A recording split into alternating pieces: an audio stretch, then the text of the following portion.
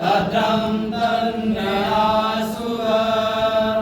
ॐ हिरण्यगर्भः समवर्तताग्रे भूतस्य जातः पतिरेकरासीत्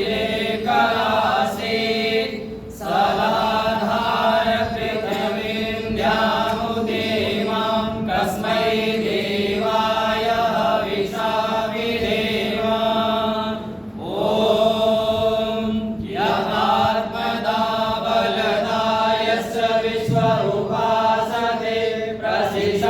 यस्य देवा